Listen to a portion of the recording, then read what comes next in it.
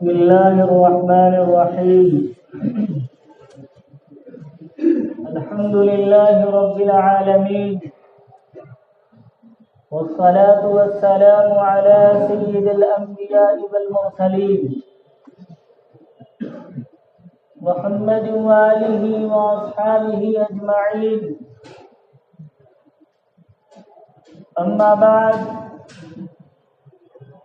فقد قال النبي صلى الله عليه وسلم: إن الله رفيق يحب الرفق ويعطي على الرفق ما لا يعطي على العنف وما لا يعطي على ما سواه، أو كما قال رسول الله صلى الله عليه وسلم. میرے محترم بزرگوں اور دوستوں اور عزیز اسلامی اور دینی بھائیوں، آپ حضرات کے سامنے مسلم شریف کی حدیث نمبر 4649 تلاوت کی گئی ہے. دعا فرمایا اللہ رب العزت اس کی روشنی میں کچھ کارآمد اور مفید باتیں کہنے کی توفیق عطا فرمائے. اللہ رب العزت نے جو ہمیں دین دیا ہے، یہ دین انتہائی آسان دین ہے. ہر وہ مسلمان یا ہر وہ انسان جس کے پاس عقل سلیم ہے، اگر وہ اس دین پر عمل کرنا چاہے تو بآسانی عمل کر سکتا ہے. اس لیے کہ اللہ رب العزت نے اس امت کو کوئی ایسا حکم دیا ہی نہیں جو اس کی طاقت کے باہر ہے. ہر عمل، ہر حکم ایسا ہے کہ اس پر انسان بآسانی عمل کر سکتا ہے. اسی لیے اللہ تعالیٰ جا بجا قرآن میں کہتا ہے: یرید اللہ بکم اليسر ولا یرید بکم العسر. اللہ تمہارے لیے آسانی پیدا کرتا ہے، تمہارے لیے مشکل پیدا نہیں کرتا. یرید اللہ ان یخفف عنکم، اللہ تم سے تمہارے لیے تخفیف کرنا چاہتا ہے. اسی لیے آپ شریعت کے احکامات کو دیکھیں گے تو بہت آسان ہے. رسول اکرم صلی اللہ علیہ وسلم جب شب معراج میں معراج پر تشریف لے گئے تو وہاں اللہ رب العزت نے ہمارے اوپر امت محمدیہ پر جو نماز فرض تھی وہ 50 وقت کی دن بھر میں نماز فرض تھی. جب آپ صلی اللہ علیہ وسلم اللہ رب العزت کے پاس سے واپس آ رہے تھے تو حضرت موسیٰ علیہ السلام سے ملاقات ہوئی تو موسیٰ علیہ السلام نے کہا: آپ جائیے اپنے پروردگار کے پاس اور نماز کم کرائیے، کیونکہ میں نے دیکھا ہے اپنی امت کو، آپ کی امت یہ نہیں کر پائے گی. چنانچہ آپ صلی اللہ علیہ وسلم بارگاہ الہی میں گئے اور اللہ رب العزت نے 5 نمازیں کم کر دی، 50 کی بجائے 45 ہو گئی. پھر موسیٰ علیہ السلام کے پاس آئے اور موسیٰ علیہ السلام نے پھر کم کرنے کی درخواست کی. اس طریقے سے آپ جاتے رہے اور آتے رہے اور اخیر میں اللہ رب العزت نے 5 نمازیں فرض فرمائی. اور اللہ رب العزت کا احسان دیکھیے، اس کا کرم دیکھیے بندوں پر. کہا: نمازیں تم 5 پڑھو گے، میں ثواب 50 کا دوں گا. آدمی بیمار ہے، اگر کھڑے ہو کر نماز نہیں پڑھ سکتا، بیٹھ کر نماز پڑھے. بیٹھ کر نہیں پڑھ سکتا، لیٹ کر نماز پڑھے. روزے کا جہاں تک مسئلہ ہے، صحیح سالم تندرست آدمی ہے، گھر پر ہے، پورے روزے رکھے. اور اگر سفر میں ہے تو شریعت اجازت دیتی ہے کہ سفر میں روزے نہ رکھے، بعد میں قضا کر لے. آدمی گھر پہ 4 رکعتیں نمازیں پڑھے، پوری نمازیں پڑھے، لیکن اگر سفر میں شریعت رخصت دیتی ہے 4 کے بجائے اب 2 رکعت نمازیں پڑھ لیں، اتنی رخصت، اتنی آسانی ہمیں دین دے رہا ہے۔ سارے مسائل میں قرآن اور احادیث کے اندر جو آسانیاں پیدا کی گئی ہیں وہ ہمارے لیے آسانی پیدا کی گئی ہے، اور اس کے ساتھ ساتھ قرآن کریم کے احکامات، رسول اکرم صلی اللہ علیہ وسلم کی سنتیں ہمیں ساتھ ساتھ ایک پیغام بھی دے رہی ہے کہ ہمارے اندر بھی آسانی اور نرمی آنی چاہیے، ہمارا دل پتھر کی طرح سخت نہیں ہونا چاہیے، ہمارے اندر بھی آسانی اور نرمی ہونی چاہیے۔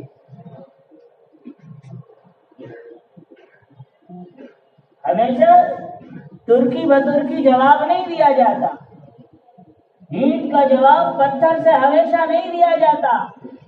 مسلمانوں کی صفات جو قرآن کریم نے بیان فرمائی ہے، اللہ تعالیٰ کہتے محمد الرسول اللہ والذین معه اشداء علی الکفار رحماء بینہم۔ محمد الرسول اللہ صلی اللہ علیہ وسلم کے ساتھی جو مومنین ہیں، ان کا عالم یہ ہے کہ وہ غیروں کے مقابلے میں تو سخت ہیں لیکن وہ آپس میں رحم دل ہیں۔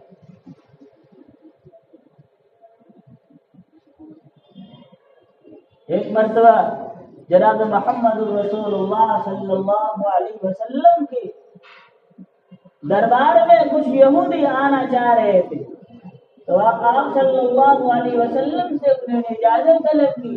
آپ صلی اللہ علیہ وسلم نے اندر آنے کی اجازت دے دی۔ جب وہ اندر آئے تو انہوں نے سلام یوں کیا، السلام علیکم۔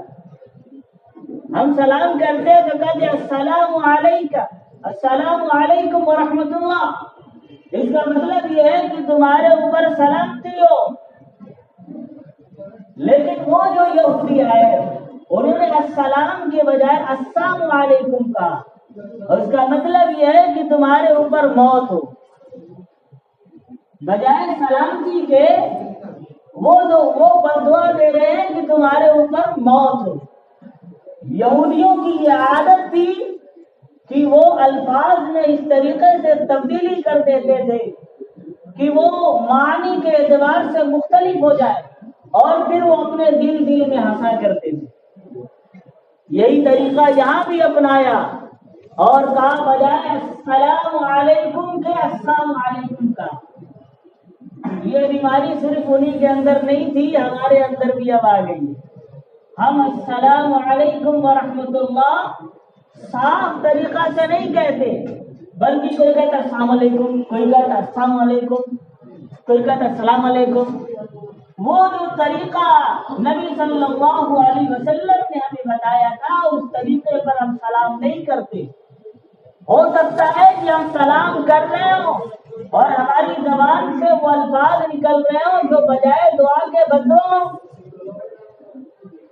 اور جواب میں وہ بھی کہے گا وعلیکم، تو وہی بددعا ہمارے اوپر بھی لوٹ کر آئے گی۔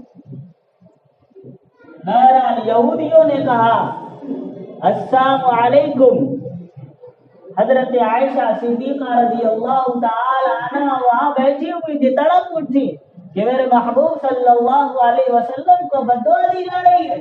محبت کا تقاضا بھی یہی تھا کہ بیوی شوہر کے لیے تڑپ اٹھے، ایک امتی اپنے نبی کے لیے تڑپ اٹھے، یہ محبت کا تقاضا بھی تھا۔ چنانچہ حضرت عائشہ صدیقہ رضی اللہ تعالی عنہا کہے علیکم السلام واللعنت، موت تمہارے اوپر ہو، لعنت تمہارے اوپر ہو۔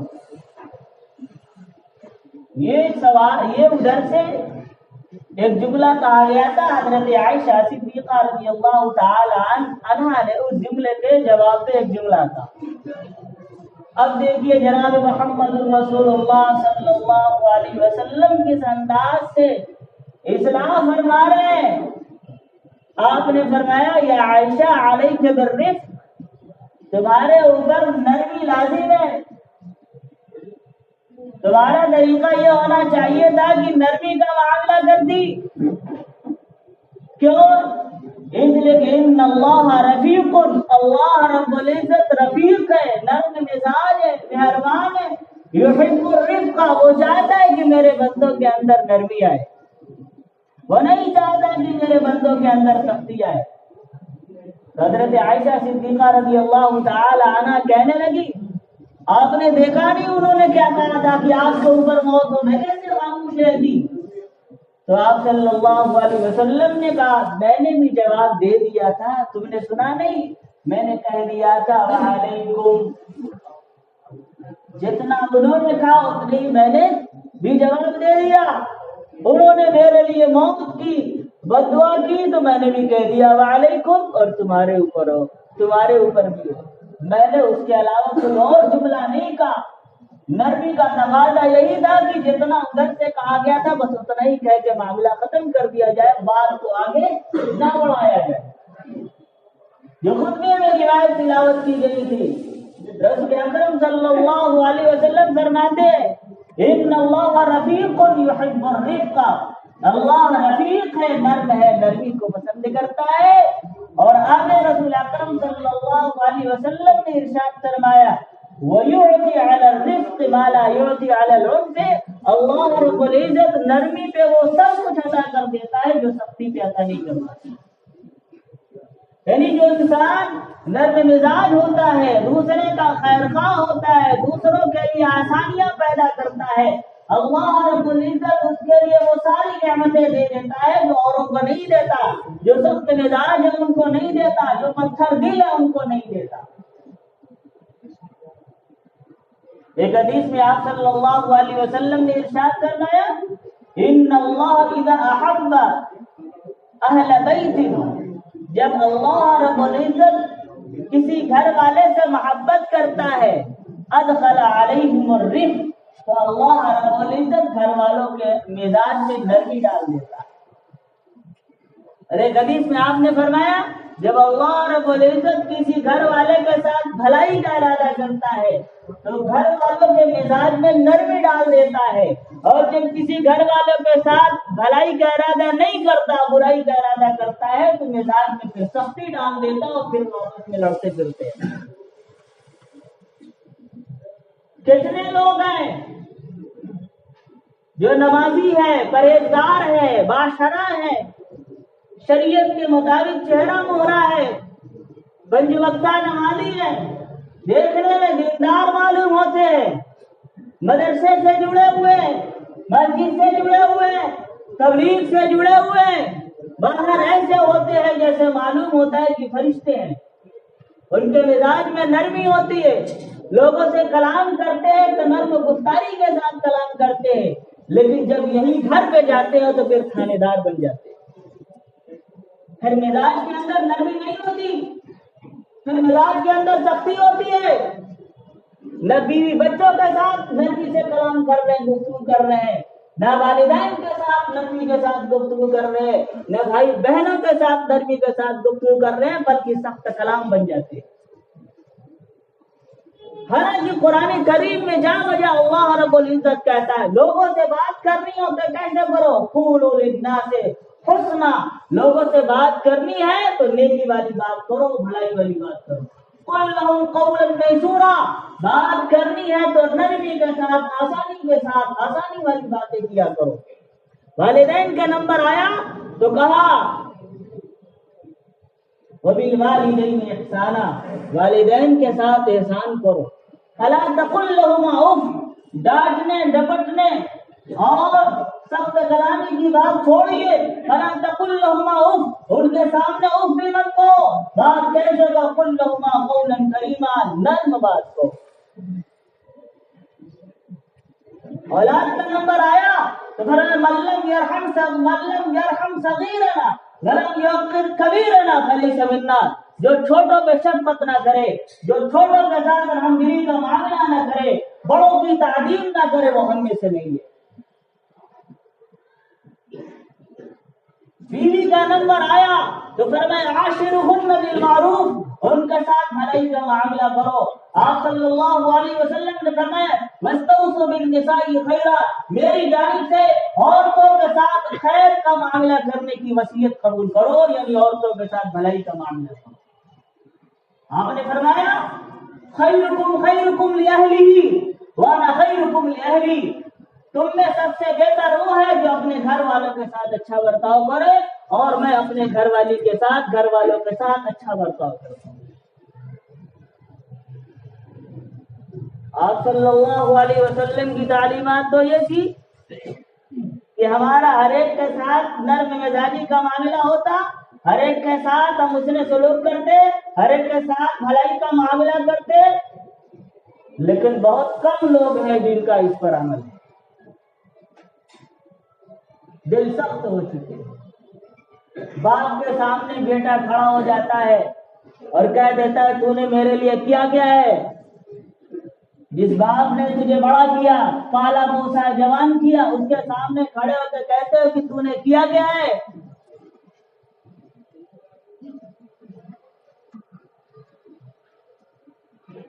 اگر دل سخت ہو گئے ہیں تو اللہ کے رسول صلی اللہ علیہ وسلم نے اس کا بھی حل بتایا۔ ایک صحابی آتے اور کہتے یا رسول اللہ صلی اللہ علیہ وسلم میرا دل سخت ہو گیا، میں کیا کروں؟ تو آپ نے فرمایا ان اردت تلین قلبک، اگر تو اپنا دل نرم کرنا چاہتا ہے فاتح للمسکین، مسکینوں کو کھانا کھلاؤ، مسکینوں کو کھانا کھلاؤ، اور فرمایا وامسح راس الیتیم، اور یتیموں کے سر پہ ہاتھ پھیرا کرو، ان کا خیال رکھا کرو، ان کی مدد کیا کرو۔ یہ جو کام ایسے کرنے کے ہیں، جب یہ جو کام آدمی کرتا ہے تو پھر انسان کا دل نرم ہو جاتا ہے، دل کی سختی ختم ہو جاتی ہے، اور پھر انسان کے کردار میں، گفتار میں، عادات میں، معاشرت میں، ہر چیز کے اندر گرمی آ جاتی ہے۔ حضرت مولانا پیر ذوالفقار صاحب دامت برکاتہم کے پاس ان کا ایک مرید آیا اور کہنے لگا حضرت میری بیوی ایسی ہے جو نہ نماز پڑھتی ہے، نہ روزہ رکھتی ہے، نہ پردہ کرتی ہے، کچھ نہیں کرتی، لاکھ سمجھاتا ہوں کچھ کرنے کو تیار نہیں ہے، آپ مجھے مشورہ دیجیے مجھے کیا کرنا چاہیے؟ وہ تو یہ سوچ کر آیا تھا کہ پیر صاحب کہیں گے ڈنڈا اٹھاؤ اور بجا دو، راہ راست پر آ جائے گی۔ تو پیر صاحب نے کہا ایسا کرو، جاؤ دکان پر ایک ڈبہ مٹھائی لو اور گھر جاؤ، اہلیہ کی خدمت میں تحفہ پیش کرو، اور جب ساتھ میں کھانے بیٹھو تو دسترخوان پہ مٹھائی بھی رکھو۔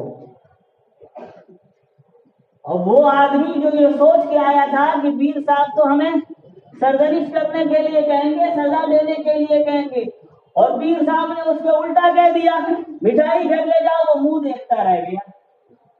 پیر صاحب نے کہا لگتا ہے تمہیں بات ہضم نہیں ہو رہی۔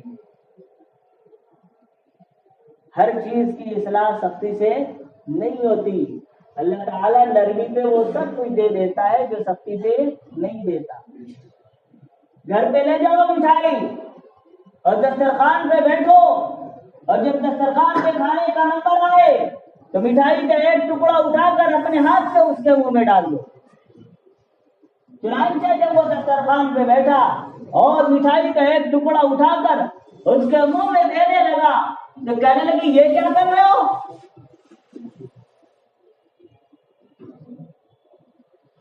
تو کہنے لگا کہ میں آج اپنے شیخ کے پاس گیا تھا، انہوں نے بتلایا کہ بیوی کے منہ میں لقمہ ڈالنا بھی سنت ہے، اس لیے آج میں اس سنت پہ عمل کر رہا ہوں۔ تو بیوی کہنے لگی یہ بھی سنت ہے؟ سنت اتنی اچھی چیز ہوتی ہے، سنت اتنی محبت بھری چیز ہوتی ہے؟ اور پھر اس کے بعد وہ پوچھنے لگی اس کام میں سنت کیا ہے، اس کام میں سنت کیا ہے، اس کام میں سنت کیا ہے؟ پھر وہ رفتہ رفتہ ایک ایک سنت کو پوچھ کر عمل کرنا شروع کی۔ وہ عورت جو نہ نمازی تھی، وہ عورت جو نہ روزہ رکھتی تھی، وہ عورت جو نہ پردہ رکھ کرتی تھی، صرف ایک سنت کی برکت ہے کہ نبی صلی اللہ علیہ وسلم نے فرمایا تھا کہ اپنی بیوی کے منہ میں لقمہ بھی ڈال کر دو، یہ تمہارے لیے صدقہ ہے، صدقے کا ثواب ملتا ہے۔ اس نرمی والی سنت پہ عمل کیا، وہ عورت باپردہ بھی ہو گئی، تہجد گزار بھی ہو گئی، روزے بھی رکھنے لگی۔ ایک چھوٹا سا عمل ہے، काश हम सारी सुन्नतों पे अमल करते तो हमारे घर की जो लड़ाइयाँ हैं, जो झगड़े हैं, जो फितने हैं, जो फसाद है, जो भाई भाई को देखना नहीं चाहता, बाप बेटे के दरमियान दुश्मनी है, भाई और बहन के दरमियान दुश्मनी है, अगर हम नरमी को अपना लें तो अल्लाह रब्बुल इज्जत हमारे घरों के अंदर भी चैन और सुकून नाजिल फरमा दे। अल्लाह रब्बुल इज्जत मुझे और आपको कहने सुनने से ज्यादा अमल करने की तौफीक अता फरमाए। व आखिर दावाना अल्हम्दुलिल्लाहि रब्बिल आलमीन। वज़ू खाने पे किसी की घड़ी रह गई थी, नमाज के बाद मिंबर के पास से ले ली।